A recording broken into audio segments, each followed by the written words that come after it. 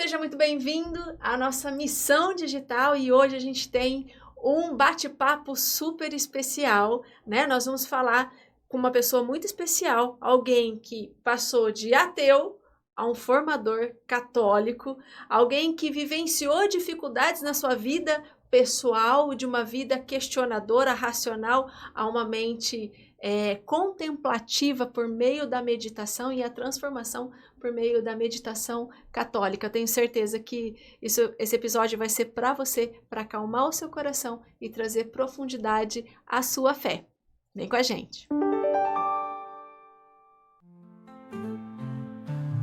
Missão digital é o nosso chamado, com amor e verdade, sempre lado a lado. Olá, seja muito bem-vindo a mais um episódio da Missão Digital.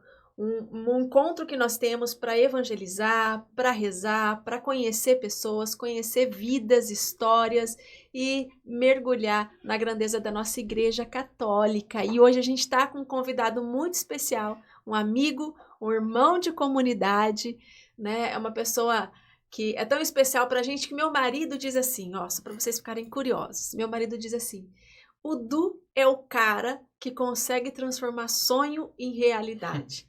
Né? E a gente vai conversar um pouquinho sobre isso e vocês vão conhecer um pouquinho mais sobre a missão dele. Antes de apresentar o Eduardo Trevisani, fala oi pro Renatão.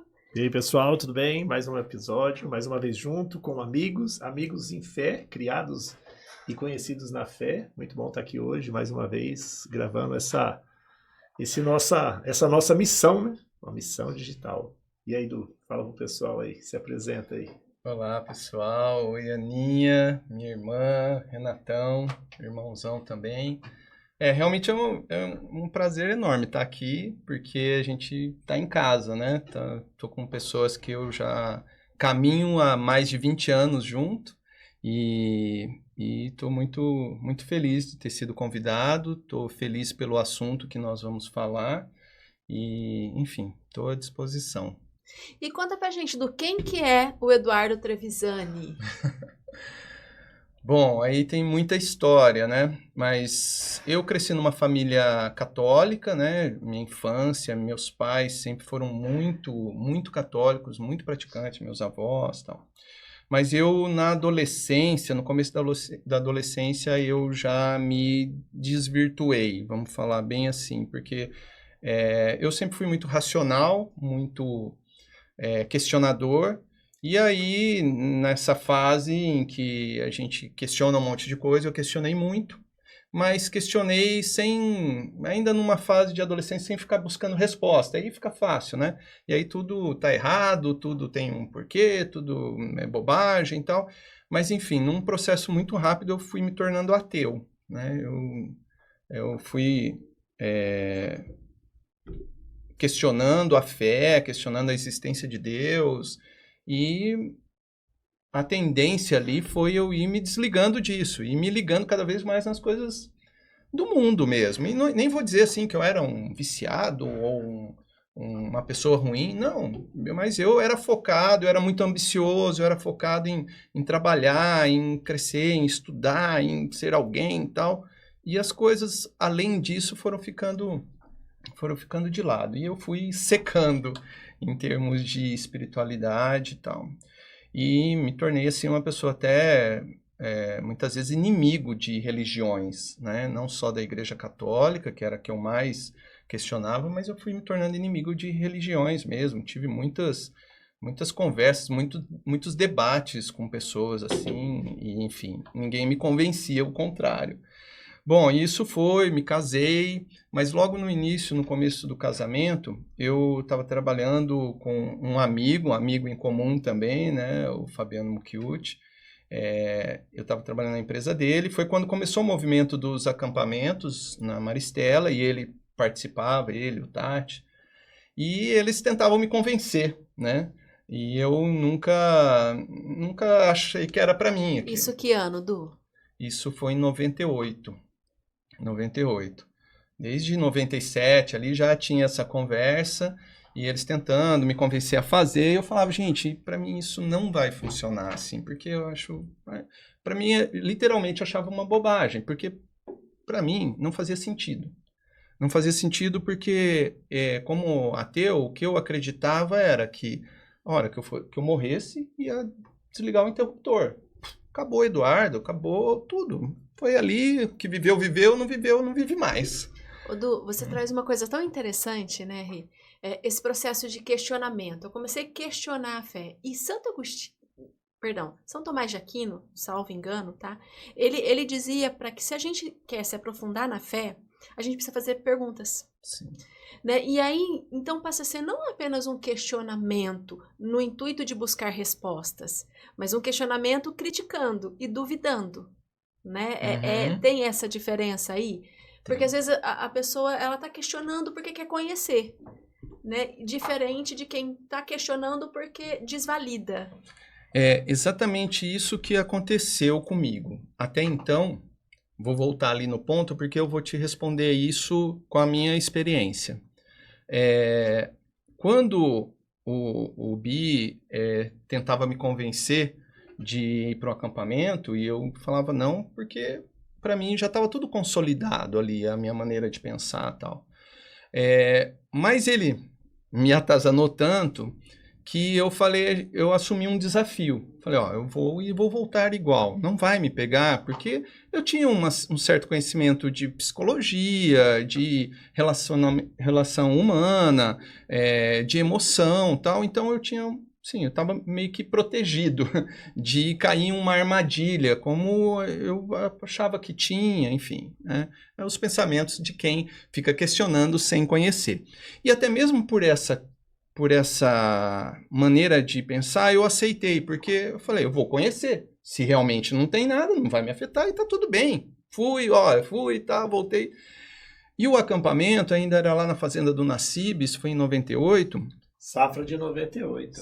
A gente fala 2025, né? Achando que os acampamentos estão começando agora. Então, 98. Mesmo ano que eu fiz, você fez que época? Janeiro? Não, eu fiz no meio do ano. Eu também, meio do ano. ano. Vocês são antigos, hein, gente? Então você é de 98 também. Boa. Então, e aí o acampamento não me converteu, né? Ele realmente, assim, as coisas... um período muito pequeno, muito rápido para tudo que eu tinha de questionamento e nem tinha espaço para isso, né? Para conversar e debater. E eu tive uma oportunidade com o padre Luiz Furini, né? Ficamos 2 horas conversando num momento lá. Dos pés de manga que tinha lá. Isso, embaixo dos pés de manga. Ficamos lá 2 horas andando de um lado para o outro, conversando. E acho que ele teve uma sabedoria enorme, sou muito fã dele. E ele foi me respondendo com aquela paz dele, né? E acho que isso foi muito importante para mim. Mas eu saí de lá com uma pulga atrás da orelha, que foi o amor. O amor das pessoas. Porque para mim, um cara tá cozinhando ali, e eu lembro que eu perguntei pro meu líder, esse pessoal vocês contratam para vir aqui? Ele falou, não, o pessoal é voluntário. Eu falei, para. 5 dias aqui nesse lugar, cozinhando para mim, sem ganhar nada. O pessoal da limpeza, da manutenção, limpando o banheiro que eu uso e tal. E isso me pegou. Porque eu não tinha essa experiência desse amor gratuito, assim, né? E aí eu me lembro muito bem que isso foi algo que me deu vontade de entender. Só que eu não ia participar de nada que eu não conhecesse. Então isso já era uma premissa. E aí então, pós-acampamento é que foi a minha conversão. Porque o padre Luiz se abriu para mim e falou assim, quanto você quisesse, eu estou à disposição. Então, eu ia frequentemente lá, ele estava em Tarabá na época, ele passava no meu trabalho, me comprava um livro e levava para mim, lê isso daqui, depois a gente conversa. Então, esse relacionamento com ele, que foi mais de 1 ano, assim, foi o processo meu de conversão. Então, eu queria tirar as dúvidas. E conforme eu ia questionando a igreja, eu ia tendo respostas, porque tem respostas, né? E aí, então, eu chego nesse ponto que mudou. Os meus questionamentos continuaram, porém agora querendo conhecer, querendo entender e querendo ver se eu estava certo ou errado. E eu fui vendo que eu estava errado, né, em muitas coisas. E conforme eu ia conhecendo, eu fui me apaixonando, porque as coisas começavam a fazer sentido, as coisas eram coerentes, E isso é o que me encanta até hoje, é a coerência. É algo que para mim é fundamental, né? É ser coerente. Se eu estou na igreja, eu preciso ter atitude coerente, eu preciso ter pensamento coerente, eu preciso... tem que estar coerente comigo. Então, assim, eu estou na igreja e vou continuar sempre na igreja porque eu quero ir para o céu. Então, a vida eterna passou a fazer sentido, e eu acredito totalmente na vida eterna, né? Tive as respostas que eu precisava. Então, aí começou a fazer sentido. Porque se eu não acreditasse nisso, se isso não fosse algo tão forte para mim, provavelmente eu não estaria na igreja. Eu não estaria porque não faz sentido. Ao invés de estar num acampamento, eu ia estar viajando, ia para a praia. Tenho muitos amigos lá, mas eu posso ter amigos em outros lugares. Tá? Para mim não é um clube social, é realmente um lugar que vai me levar para o céu. Então é isso que mudou a partir de então, e eu me apaixonei pela igreja porque eu fui conhecendo ela, conhecendo todas as dificuldades, todos os desafios e todas as vitórias de Deus através da igreja, e aí quando você conhece tudo isso é impossível não se apaixonar. Du, é interessante que você traz, porque muitas pessoas, quando falam de acampamentos, né, e aqui a gente sempre vai falar de acampamento porque nosso berço aí, né, não tem como. Quando você fala de acampamentos, assim, e até o que a gente escuta muito aí fora, hoje cresceu muito, né? A gente está até fora do país, né? O pessoal acabou de voltar de Portugal, né? Já foi para os Estados Unidos, enfim, tem muitos projetos para fora do país, e é lindo, porque o acampamento é uma máquina de evangelizar. A função do acampamento é querigmática, é anunciar. É anunciar que existe um Deus, anunciar esse amor. Mas o acampamento, ele não produz raiz na comunidade, na igreja. O que produz raiz é participação de pastoral, é conhecimento, a formação. Então, quanto mais... acho interessante você falar isso, porque de um ateu, gente, de alguém que não acreditava, foi para o acampamento e vivenciou um amor, porque o servir das pessoas é evangelizar, é pregar, né? Pregar no acampamento não é só pegar o microfone, ir lá e falar palavras bonitas, não é isso. Pregar é você servir, né? São Francisco de Assis que dizia, né? Pregue, se necessário, utilize palavres. Se necessário. Eu acho que fica até abrir esse parênteses, né? Para esse pessoal que às vezes vai servir no acampamento, que muitas vezes os mais jovens, né, falam, mas eu vou na cozinha, parece que é um castigo, né? Eu vou lavar banheiro, parece que é um castigo, né? Muito pelo contrário, né? As pessoas nem imaginam o quanto que é importante isso, né? Esse servir, né? Porque, assim, não daria para todo mundo só ficar na pregação, né? Ou só com música no acampamento, né? E aí o quanto que é importante, né? A gente sempre fala isso aqui, sempre fala dos acampamentos e o quanto que é importante ouvir no seu testemunho. E o que te chamou a atenção, a quantidade de pessoas que tinham, né? Pessoas que largaram tudo para estar lá. E sempre, né? O que pessoas às vezes não sabem é que a gente, quando vai servir, a gente ainda faz a nossa colaboração. Né? A gente está lá. E o quanto que é. Ao contrário, né? Não estavam ganhando, estavam pagando para estar lá. Verdade. Então, acho que isso aí que é interessante dentro do que você falou, né? E também, aí é que a gente vê. Você lembra? Quem pregou no meu acampamento foi o Astro. Maravilhoso. Eu fiz em... Minha filha fala, eu fiz no século passado, milênio passado, como vocês. Verdade. Eu fiz em 97. Pior que é verdade. 97. Astro maravilhoso, sou fã. É minha referência aí de pregação. Mas o que me chama atenção e o que me marca, né, e me marcou no meu acampamento foram os testemunhos. Eu lembro dos testemunhos. Eu não lembro exatamente o que o Astro falava, né? Porque é isso, o que marca são os testemunhos e a pregação, ela conduz para preparar o coração da pessoa. Só que se a gente ficar só no acampamento, não vai produzir raiz, né? São frutos maravilhosos, mas eles podem secar se a gente não nutrir. E aí entra a questão que o Du falou. Eu fui conhecer. Eu não acreditava. Mas se existem tantas pessoas que estão aí, ao invés dele criticar, esse povo é louco, né? Ele foi conhecer e entender, né, Du? Tanto é que a gente tem centenas, milhares, infelizmente, de exemplos de pessoas que passaram pelos acampamentos, saíram até, né, fervorosos, praticantes, e depois se perde. E quando eu tive a oportunidade, depois, né, enfim, aí me mergulhei na igreja, amo, não consigo viver sem, e tive a oportunidade, há cerca de 10 anos atrás, de coordenar um acampamento. João, eu e a Fá, a gente foi convidado e tal. E o João é para jovens, adolescentes, né? E aí, então, veio essa preocupação. A gente via aquelas pessoas ali terem uma experiência muito forte, mas depois você ficava tentando segurar as pessoas, assim, gente, né? Porque nem ir à missa não iam, né? E a gente tem essa realidade até hoje. E eu ficava, gente, a hora que entender o que é a missa, ele vai querer ir. Então, precisa entender. E então, foi suscitando em mim também, e na Fá, a vontade de de fomentar a formação. E aí surgiu o FOCA, né? Que é uma pastoral de formação católica dentro da nossa comunidade, que é focada em cursos e experiências de formação, né? Foca Formação Católica, Formação Católica. Explicar para o pessoal. Formação Católica da Maristela. A gente usou o nome Foca porque era essa a intenção, né? De focar. E aí, Formação Católica.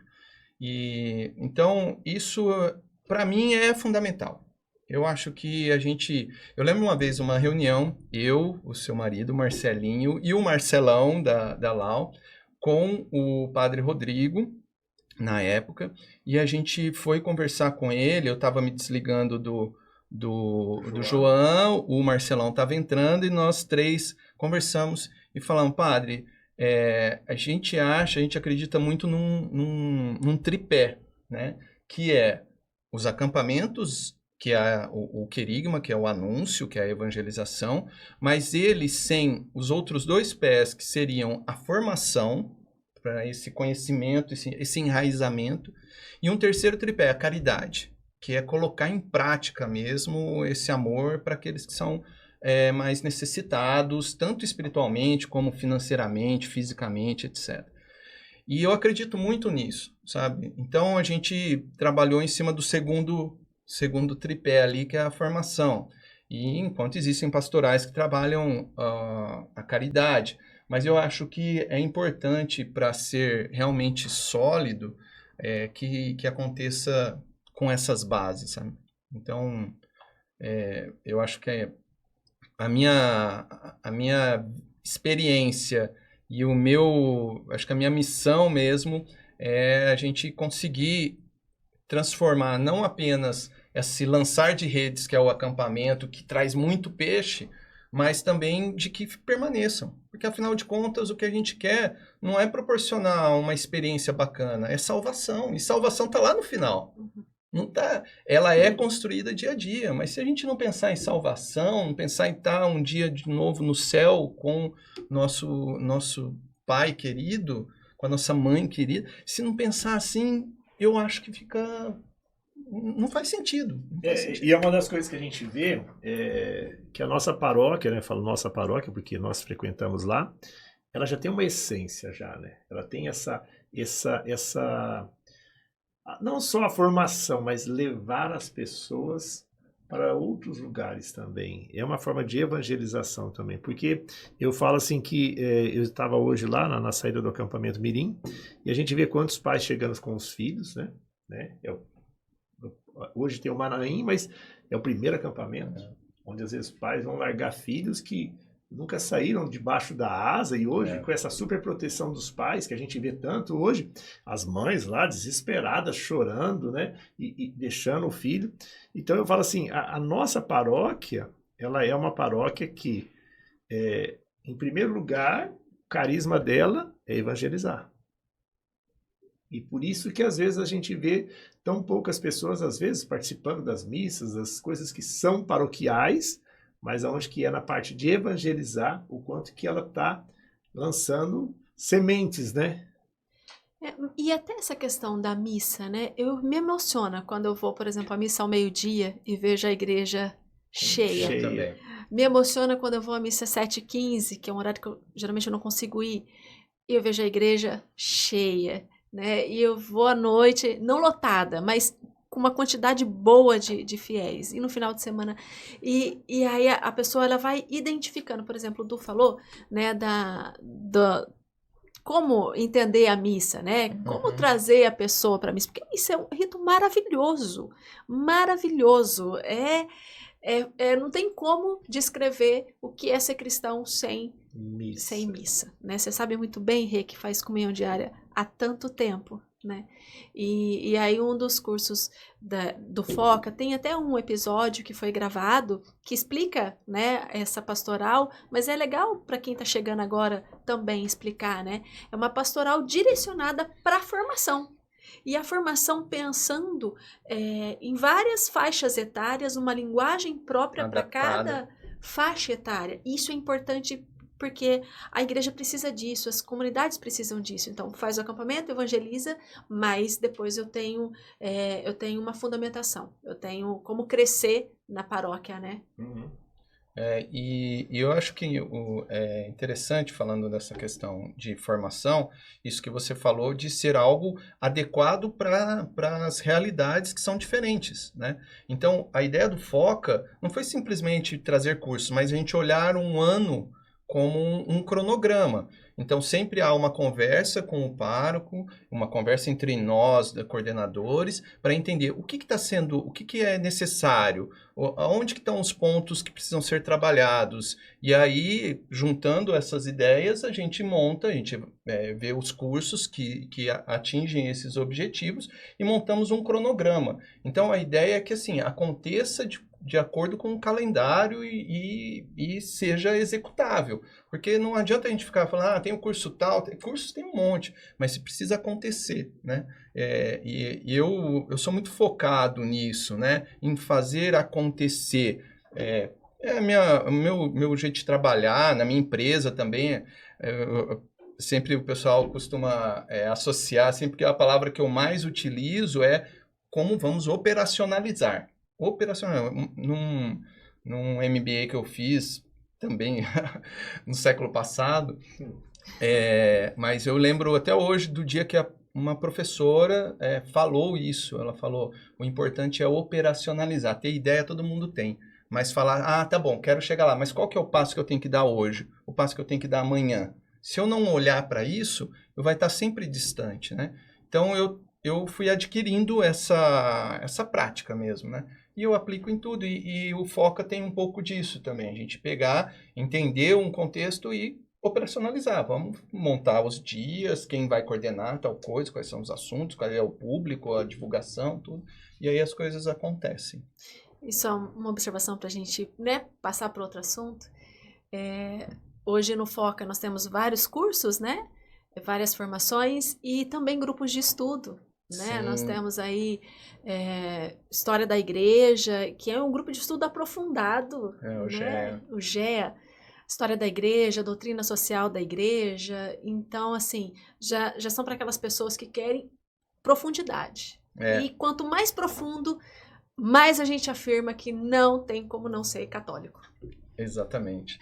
E o GEA é um projeto muito bacana, que eu estou muito feliz com ele ter acontecido, estar acontecendo, né? Já no segundo ano que está acontecendo. São pessoas que gostam de se aprofundar mais, a gente montou um grupo e a gente estuda online. Então, a gente facilitou também, pensando na realidade e na dificuldade de cada um, e está funcionando bem. Outra coisa também, que é algo que agora esse ano a gente vai retomar, já está marcado para 13 de dezembro, a volta do Altas Horas na Igreja, que também faz parte do Foca, que a ideia é trazer assuntos polêmicos para uma igreja que não tem medo de conversar. Eu sempre pensei isso. A partir do momento que a igreja é uma proposta e não uma imposição, ela não pode ter medo de conversar de nada, de qualquer assunto. Ela tem um jeito de pensar, ela tem uma maneira de atuar, e algumas pessoas podem concordar ou não, mas é uma proposta. Então, com base nisso, o Altas Horas na Igreja, que tem um formato parecido com o programa de TV, né, assim, que envolve arte, envolve uma coisa mais dinâmica, mas o cerne dele é a gente trazer conversas polêmicas, questionadoras e trazer visões diferentes. A gente chega, Quanto né? tempo que não tem o Altas Horas já? Poxa, cara, faz uns 3 anos que a gente não faz, hein? Foi o último, faz uns 3 anos. É todo um rolê, né, para montar. A gente já está trabalhando nele. Começamos com 90 dias de antecedência e já está acontecendo. Tá eu, a Thaisa, o Iremar, o Branco e o Augusto Padovan. A gente está montando aí, vai sair. 13 de dezembro o padre pediu para retornar, ele também foi um incentivador e estamos retornando. Bem legal. E, Du, quando a gente entra na participação na comunidade mesmo, às vezes a gente acha, eu tô com Deus, não vai acontecer nada, né? Tô blindado, em nome de Jesus. Se prepara. Mas a gente sabe que o sofrimento, as tribulações, né? Paulo traz muito isso pra gente. A tribulação, ela faz parte da vida humana. E, de certa forma, ela nos fortalece, se a gente dá um sentido pro sofrimento. Sim. Nesse tempo, depois que você se converteu, que você mergulhou, né? Que você... Uma vida de oração, uma família linda, né? É lindo ver a família Dudu buscando a Jesus. Passou por algum momento de dor emocional, um momento de, poxa vida, de vazio. Uhum. Eu acho que um dos fatos, uma das características da gente, de pessoas como eu, racionais, questionadores, são de que os momentos de deserto fazem parte disso, até mesmo para te levar a conhecer mais, a se esforçar mais, né? Então, sempre tive momentos ali de aridez e tal. Mas sempre, esses dias eu estava conversando com a Fá, a minha vida sempre foi progredindo, sabe? Assim, na fé, no meu trabalho, tudo foi sempre indo, as meninas, né? Teve um momento que isso, meio que eu tive uma crise, né? Foi no final de 2021, começou com algo financeiro, profissional, enfim, mas me abalou emocionalmente. E isso gerou em mim um momento, assim, até mesmo de questionamento e até de decepção comigo mesmo. Porque eu sempre construí essa fé, né? Construí não porque a fé é um dom, mas eu sempre me abri para a fé, para crescer na fé, para fomentar e alimentar a minha fé. E, de repente, quando eu tive um problema material, né, isso me fez ficar mal. E eu não estava aceitando isso, né? Ficar emocionalmente mal. Eu falava, eu posso perder tudo que eu tenho, a minha família, eu tenho meus amigos, isso eu não vou perder, ninguém vai tirar de mim. Mas, ainda assim, emocionalmente, veio ansiedade, veio angústia, veio... eu não vou dizer que eu cheguei a ficar deprimido, mas muitos dias deprimido, desesperançoso. E aí eu falei, como assim eu estou perdendo a esperança, que é a base da fé, né? Então, foi aí que eu passei um momento muito conturbado, de tribulação, meio perdido. E acho que faz muito sentido também, Aninha, a gente não enxergar o sofrimento como parte da nossa vida humana, como parte da nossa fé, nosso crescimento, porque em nenhum momento a doutrina católica ou a doutrina de Jesus fala que vai ser só flores. Pelo contrário, ele mostra que haverão aflições e sempre que a porta é estreita. Que a porta é estreita. Aliás, ele foca mais nas dificuldades do que nos momentos prazerosos da vida terrestre. O prazer e a plenitude vai estar depois, aí sim. Mas aqui, gente, é sofrido, é luta, é ralo. Então, quando eu me deparei com isso, com essa situação, foi aí que eu tive um abalo emocional. Fui atrás de terapia, que me ajuda até hoje, é fundamental, muito importante. Fui atrás de médico e tal. E uma das coisas que eu acho que foi um dos grandes presentes que esse sofrimento, essa crise me trouxe, foi a meditação, né? A meditação foi algo que, por toda essa ansiedade, esse pensamento aceleradíssimo, né? E aí o pensamento, se ele fosse só acelerado para ser bom, mas não, ele fica projetando cenários caóticos, e aí você fica o tempo todo pensando, o que está acontecendo? Algo ruim está acontecendo nesse momento. Eu posso estar lá num momento tranquilo com a minha família, tudo bom, mas o radar ficava assim, o que está acontecendo? Algo vai vir, notificava uma mensagem no celular, eu já dava um negócio, eu falava, o que é agora? Será que é uma notícia ruim? Então isso foi muito forte mesmo para mim, né? Você e o Marcelinho, a gente conversou e partilhou muito disso também naquela época.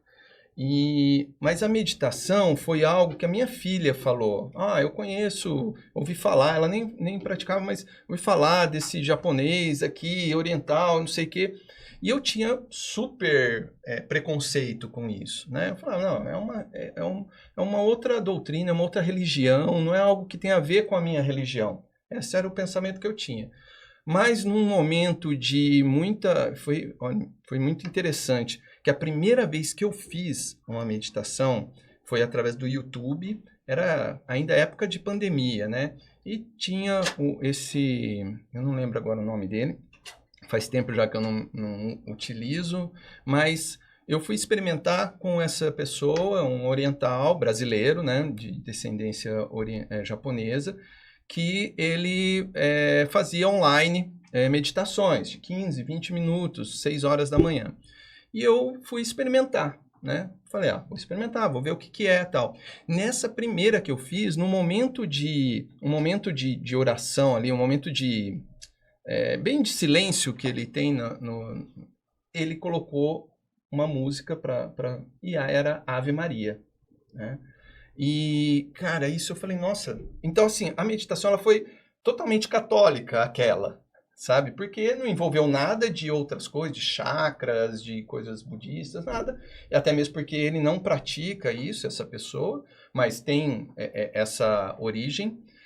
Mas aquela meditação, ela foi, assim, católica. Que eu me fez bem, sabe, me deu paz, me tranquilizei. E aí eu comecei a experimentar. Aí você eu fiz muitas que tinham coisas, por exemplo, de chakras e tal. Isso aí eu abstraía. Eu falava, por exemplo, são 7 chakras, né? Aí eu falava, na hora que ele ia falar disso, eu falava, 7 dons do Espírito Santo. Então, a hora que ele falava de uma coisa de chakra, eu falava, não, vou em sabedoria, vou em entendimento. Cada hora eu falava um dom do Espírito Santo.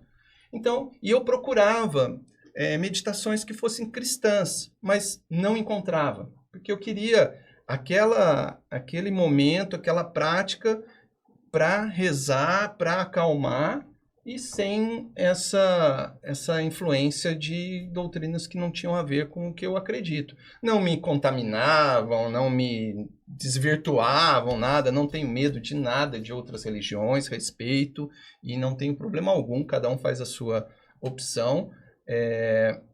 Mas não era algo que me deixava confortável, porque não é a minha essência, né? Então, e aí, eu fiquei procurando muito isso. E um dia, conversando com a Aninha e com o Marcelinho, né? A gente foi comer uma pizza juntos, e eu lembro que eu partilhei isso com vocês, e aí a Aninha falou, eu também faço meditação. E eu lembro a Aninha falando assim, eu faço a imersão e depois, a hora que você está lá no fundo, é só você e Deus. E aí eu falei, puxa, isso é legal. E aí até deixei de usar essas meditações, procurei fazer eu sozinho e tal, mas é difícil também, quando você não tem uma condução, né? Você precisa ter um treino, um esforço. Tem que ter um norte, né? E aí, enfim, depois a gente conversando, surgiu a ideia da gente fazer, né? Na capela, né? Foi na capela de um acampamento juvenil.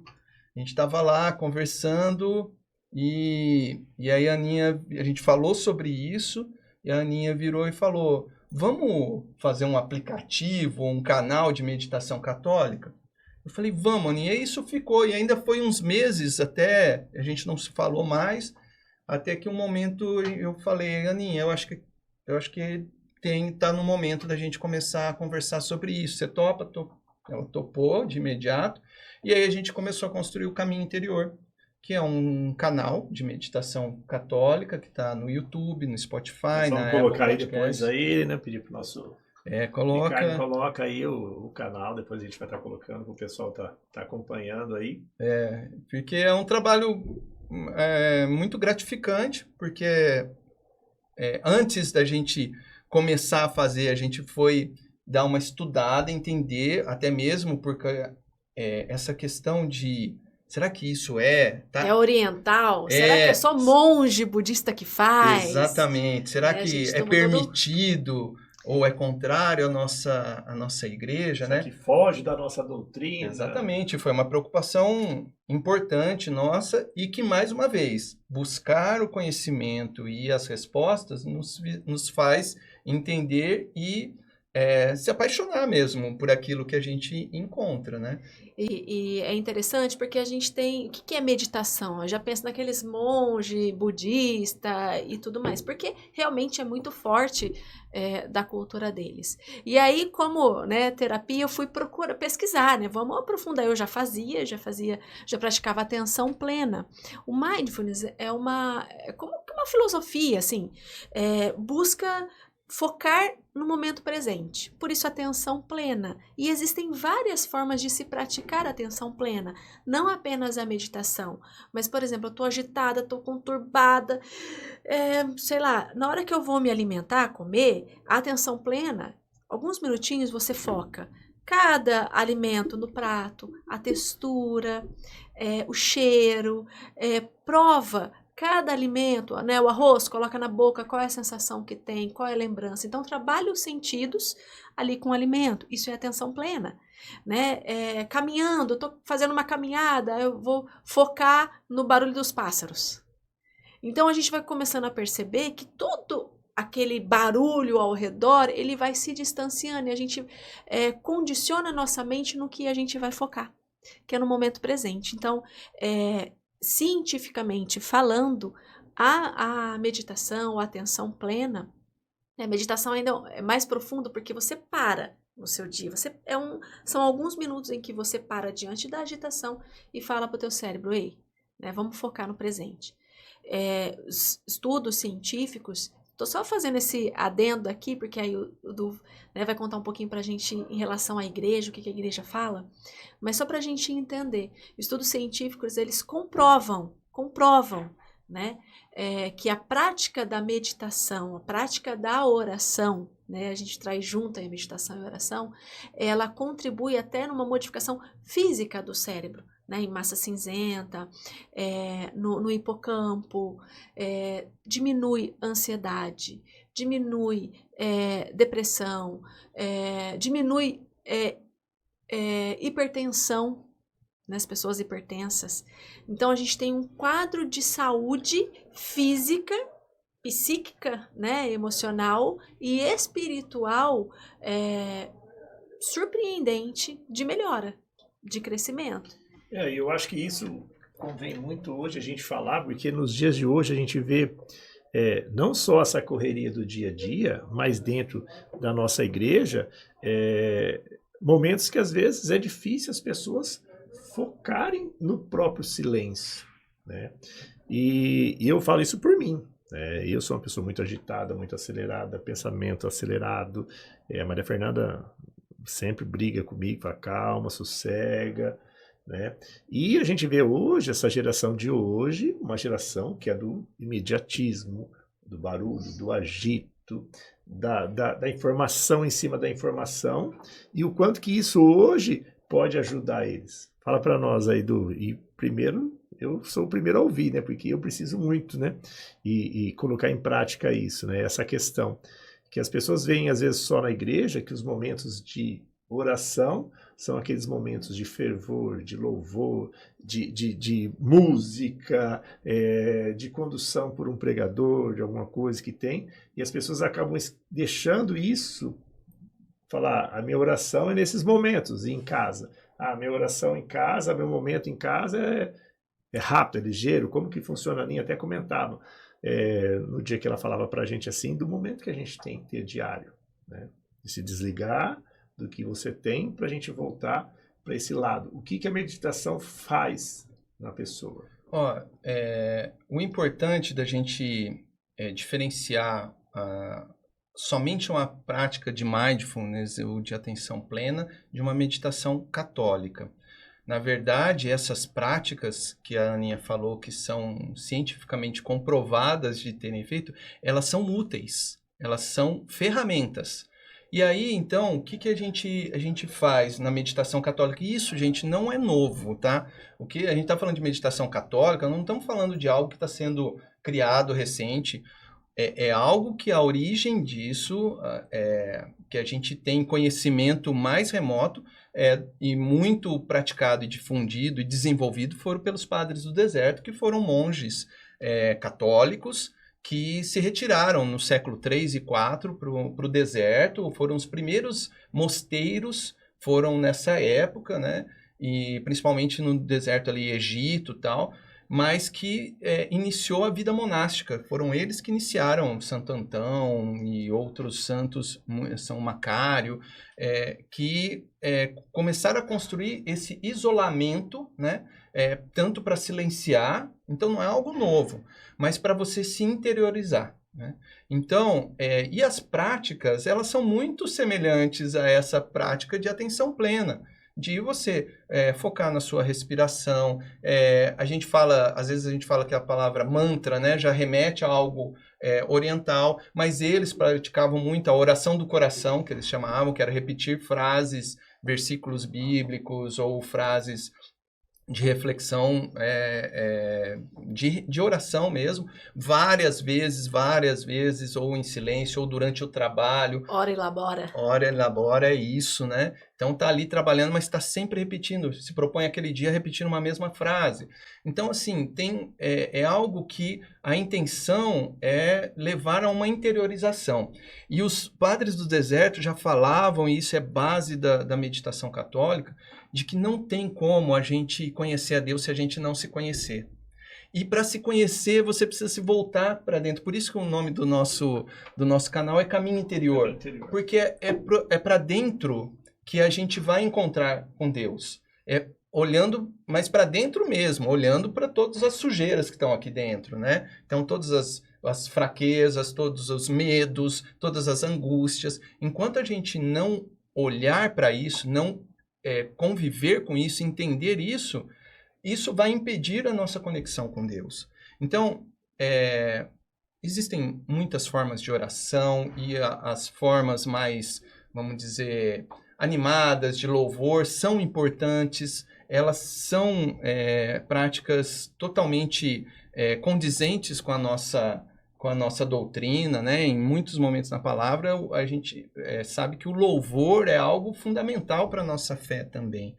Mas também entra no seu quarto, como Jesus fala, né? E fecha a porta e fica você com você, que ali eu vou estar, né? Isso é importante também. Então, esse equilíbrio é fundamental. E aí, juntando com toda essa correria do dia a dia, que também não é algo novo, tá? Se a gente for ver, eu estava falando para vocês aqui do embasamento que eu e a Aninha fomos procurar para até mesmo antes da gente lançar o canal, a gente foi conversar com o nosso pároco, né? Fomos mostrar para ele, a gente está pensando em fazer isso, tal. Na verdade, naquele dia não foi nem o padre de Carlos, foi o padre Tiago que estava lá, né? E a gente conversou com ele e ele falou, não, vocês estão certos, é isso, não tem problema algum. Mas eu encontrei nessa época uma carta aos bispos da Igreja Católica, de 15 de outubro de 89, então não é algo novo. E olha só como que é a introdução, vou ler aqui a primeira frase. Muitos cristãos têm hoje um vivo desejo de aprender a experimentar uma vida de oração mais profunda e autêntica, apesar das dificuldades não desprezíveis que a cultura moderna coloca no caminho da necessidade do silêncio, do recolhimento e da meditação. E aí, essa carta, ela é voltada... Aí tem, né, uma carta enorme aqui, mas essas indicações dirigem-se, em primeiro lugar, aos bispos, para serem consideradas naquele espírito de solicitude pastoral pelas igrejas que lhes são confiadas, para que todo o povo de Deus, sacerdotes, religiosos e leigos, possa novamente ser chamado à oração com vigor renovado ao Pai pelo Espírito de Cristo nosso Senhor. E isso daqui foi assinado por Joseph Ratzinger, então cardeal e depois Papa Bento XVI. Então, assim, e aqui tem todo o aprofundamento, também tem todo o alerta para não haver sincretismo, para não se distanciar do cerne, que é a oração e a conexão com Deus. Não pode e não deve ser usado, não pode ser considerado uma oração, não vamos dizer que não pode ser usado, mas não pode ser considerado uma oração se você usar apenas as técnicas, que são úteis para você acalmar. Por exemplo, você está no trânsito, né? E você está agitado, porque você está com problema, você está com pressa, naquele momento ali, você pode utilizar de uma respiração, né? Uma técnica de respiração, uma técnica de atenção plena, como a Aninha estava falando de vários exemplos, para te acalmar, para te colocar, te dar equilíbrio. Maravilhoso, perfeito, não tem nada de errado nisso. Mas aquilo ali não é uma oração, né? A oração da meditação católica, ela envolve realmente uma imersão na sua interioridade, no silêncio, para assim você entrar em conexão com Deus, e aquilo precisa ter fruto, né? Então, por isso que nas meditações que a gente conduz, sempre tem um propósito. Então acalmar o pensamento, silenciar, trabalhar a ansiedade, a gratidão. Cada meditação nossa, a gente trabalha um tema. E isso sempre envolvido, o que nos conduz a isso são passagens bíblicas, frases ou pensamentos de santos e santas da Igreja Católica, que é uma riqueza incontável, né? Então a gente utiliza isso em silêncio, devagar, para a gente poder chegar nesse momento com Deus ali e ter essa intimidade com Deus. Então acho que fica bem claro para o pessoal, né, que até quando o Du passou o tema, né, a primeira coisa que vem na nossa cabeça, pela o tempo de caminhada que tem, fala meditação, fala, nossa, mas será que isso pode, né? Será que é da igreja isso? Será que eu não vou estar fazendo coisa errada, né?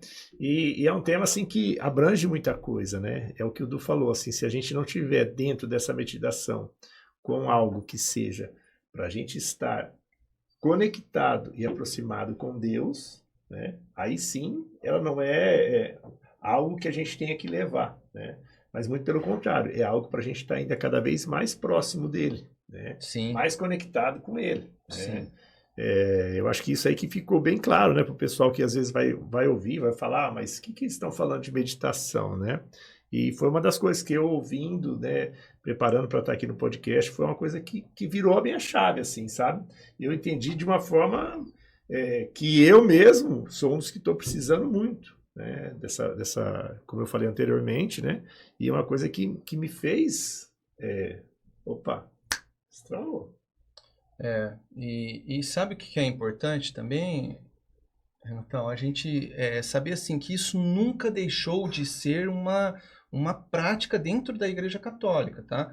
A gente está falando lá dos monges, lá no século III, mas isso veio e tem vários nomes, São Bento, Santa Teresa d'Ávila, São João da Cruz, São Francisco, enfim, isso é algo que vem até hoje, o próprio Papa São Gregório, que trouxe a música também, né, como uma forma de meditação e de foco. Sim, verdade.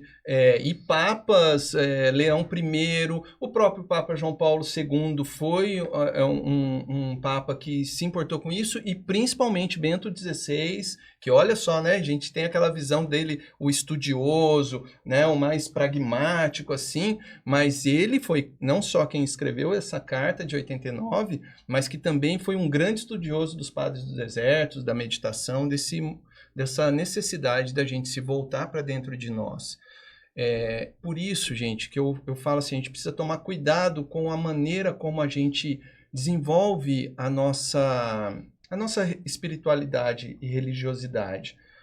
Eu volto a falar, o louvor, a oração mais fervorosa, ela é importante, as orações mais tradicionais são fundamentais, a prática do rosário aliás, tem mais a ver com uma meditação do que com algo mais de louvor, né?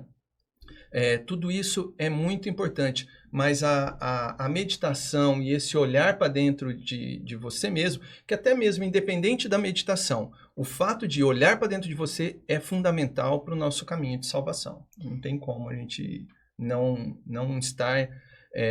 atingir o objetivo de voltar, de um dia estar no céu, se a gente não olhar para dentro de nós. E é uma das formas de oração, como você falou, né? Sim. Tô com uma camiseta que até olhei, não foi proposital, mas que é uma frase do Padre Pio. Tem uma camiseta que eu ganhei da Missão Lucas de Itabaiana. Reze, espere e não se preocupe. A prática da meditação de silenciar e de acalmar é isso. É você rezar, esperar e não se preocupar. Você trouxe alguns santos aqui, mas eu vou um pouquinho mais longe. O que Jesus fazia? Ele se retirava no deserto para rezar. O que Nossa Senhora fazia?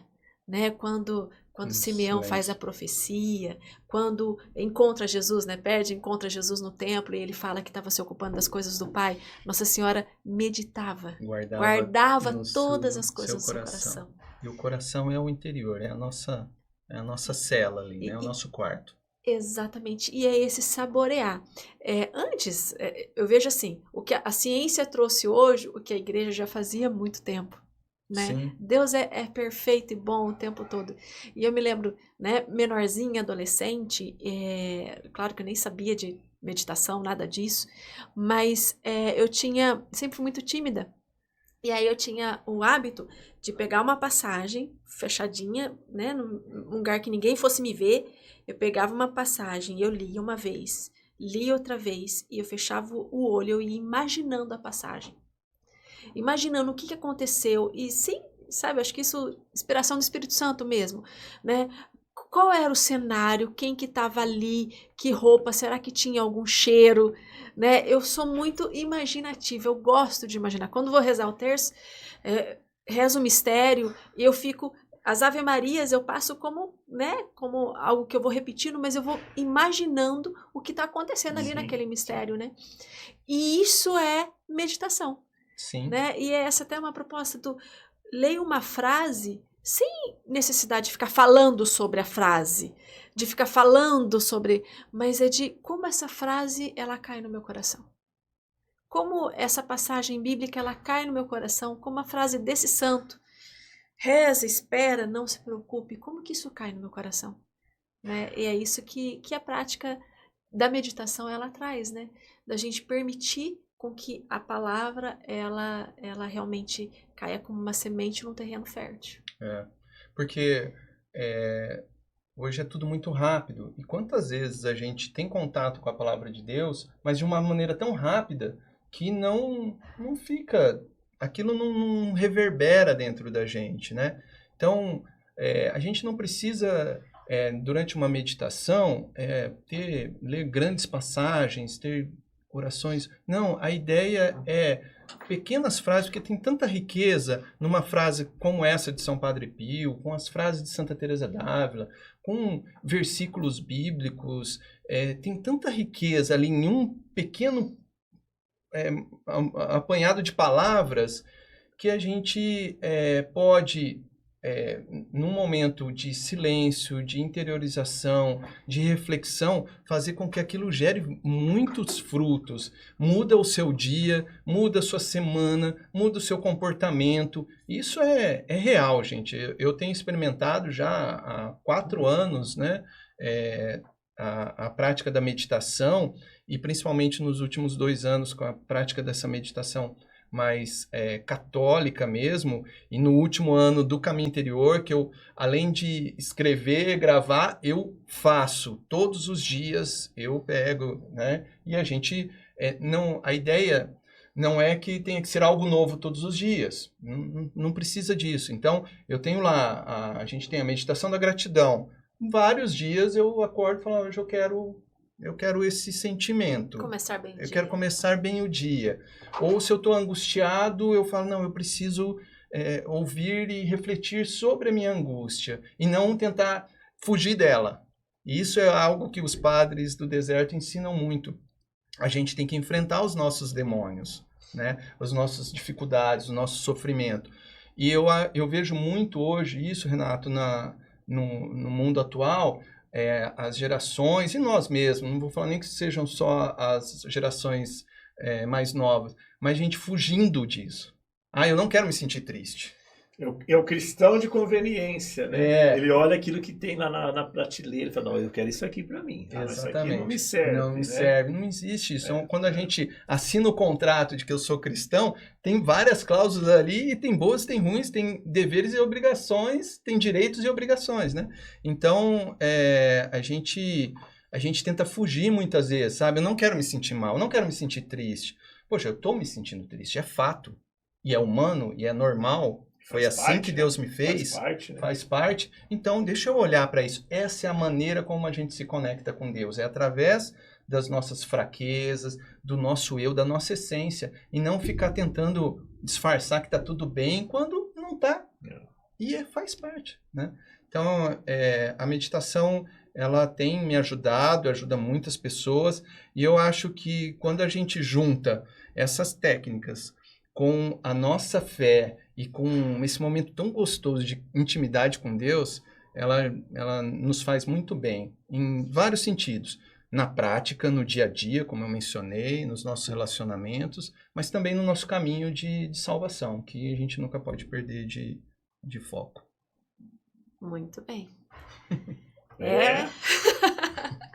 Bastante coisa para a gente refletir, né? Sim. Sobre isso. E tudo isso, o objetivo é se aproximar mais de Deus, encontrar Deus no silêncio, né? Não na agitação do dia a dia.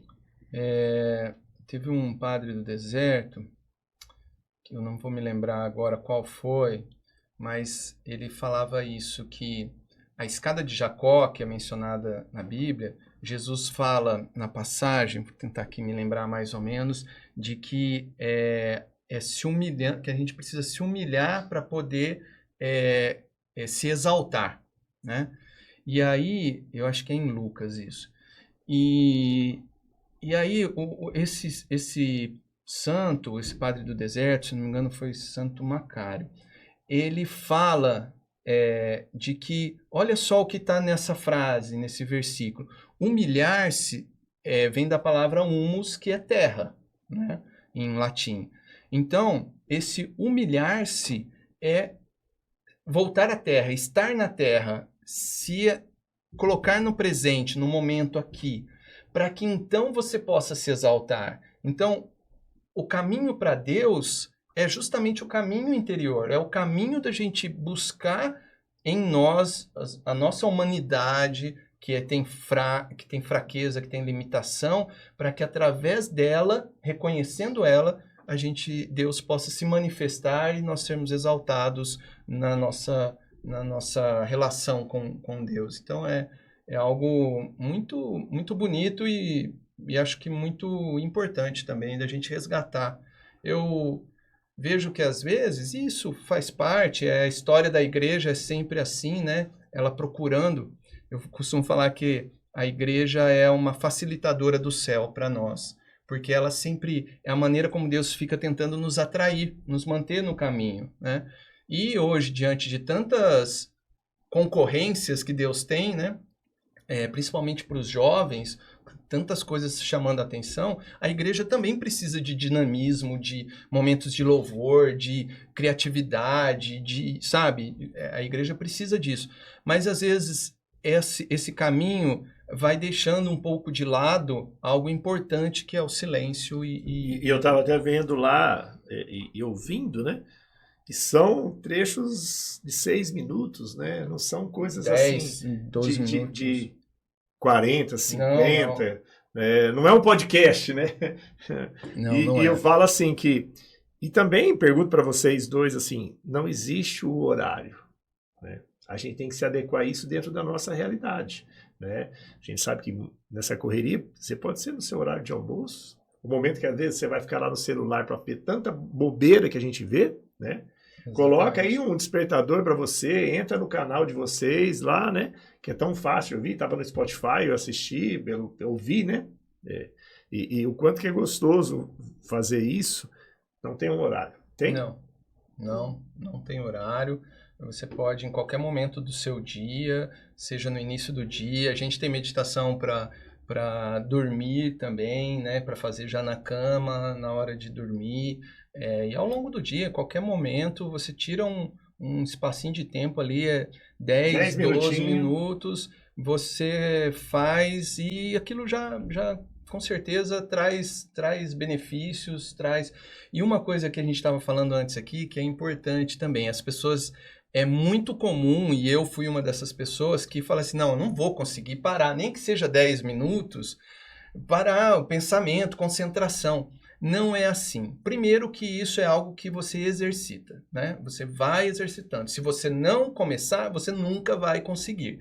Mas também não é algo que a gente tem, assim, falar, não... Muitas vezes eu, que já pratico há algum tempo, tem dias que eu faço lá 10, 12 minutos de meditação e meu pensamento foi para vários lugares e o importante é voltar. E isso é uma das técnicas de atenção plena. É o você entender, falar, opa, olha só, eu já tinha me distraído, preciso voltar. É só isso. E aí você fala, tá bom, meu pensamento... Ok, super normal, natural, mas agora eu vou voltar e a técnica que a gente usa é a concentração na respiração. A partir do momento que você observa a sua respiração acontece aqui e agora. Ela não é algo que vai acontecer, o que aconteceu. Cada respiração é o momento presente. Então, o fato de você prestar atenção no seu respirar, tanto no inspirar quanto no expirar, faz com que o seu pensamento volte para cá e aí você volta para a reflexão, para aquilo que a meditação se propõe, né? Então, não é algo para poucos, não. É para todos, né? Precisa praticar para evoluir nisso.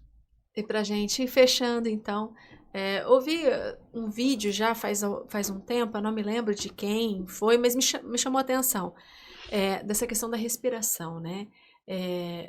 A respiração é tão importante, primeiro porque, né, assim, significa que a gente está vivendo, né? Mas o ruá, né, o sopro do espírito, né? Deus faz ali o homem, né, do barro e o espírito, né, ele dá o sopro da vida. E nesse vídeo a pessoa falava assim, que quando a gente respira a gente não percebe, mas a gente está falando o nome de Deus, Yahvé. Vé. Então, assim, clamando a Deus o tempo todo. Então, por isso também, né, trazendo essa importância de aliar a técnica, né, a ferramenta, mas de entender que é Ele quem dá o sopro da vida. Acho que a gente ficaria aqui um bom tempo falando sobre isso, né, mas para a gente encerrar do que você deixa de mensagem final, né, para quem nunca fez meditação, para todos nós, né, que queremos uma profundidade de conhecimento e de entrega a Deus, o que você falaria para nós aqui? Bom, eu falo do nosso canal, né, o Caminho Interior, que é uma proposta, é gratuito, então, né, vocês podem experimentar, compartilhar com a gente, né, interagir com a gente, dando sugestões, enfim. Mas, mais do que isso, eu sugiro que a gente tenha essa intenção de olhar para dentro de nós. Eu acho que nós e a humanidade, ela precisa que, para a gente ser realmente fatores de mudança na nossa vida, na nossa família e na sociedade, a gente precisa olhar para dentro de nós, entender os nossos defeitos. A partir do momento que a gente olha que a gente tem defeito, a gente aceita o defeito dos outros. A partir do momento que a gente olha para dentro de nós e reconhecemos que temos fraqueza, a gente aceita a fraqueza do outro. A partir do momento que a gente olha e vê que eu não consigo perdoar, eu também aceito que a outra pessoa não consegue perdoar. Então, que tem toda uma luta para isso. Então, eu acho que a grande mensagem que eu gostaria de deixar aqui desse bate-papo, que foi incrível mesmo e muito bom, é isso, a gente poder olhar para dentro de nós, porque é onde Deus escolheu morar. A gente precisa perder essa visão, essa ideia de que Deus está longe, está no céu. Não, Deus está em nós. Quando Jesus fala, tranca no seu quarto, fecha a porta e fala com Deus, é isso que ele está querendo nos dizer. entra, fica em silêncio, olha para dentro de você mesmo. Seja templo de Deus, né? Seja templo de Deus, que é onde ele conversa com a gente, né? Então, acho que essa é a mensagem. Ave Maria, hein? Nossa. O Renatão vai colocar em prática, né? A Maria Fernanda fala que o acelerado, eu tenho que colocar em prática. É uma coisa que me faz muita falta, né? Faz muita falta esse Pra todos acalmar, nós, né? Esse todos parar, nós. né?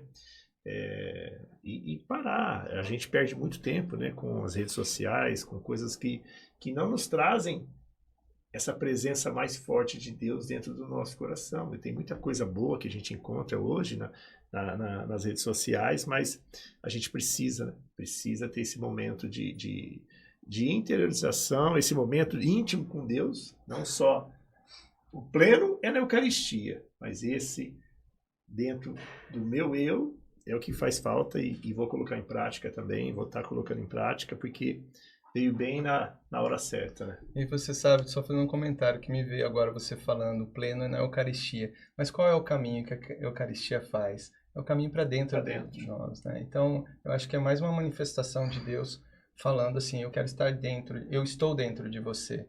Então, eu acho que isso acaba convergindo, né? Que não deixa de ser um momento de meditação também. A Eucaristia é aquele momento que você, depois de receber o corpo e o sangue de Cristo, você para ali uns momentos e silêncio, oração, porque ele está em você, né? E a pessoa começar a seguir lá o canal, vai receber a notificação, é a hora de você fazer, né?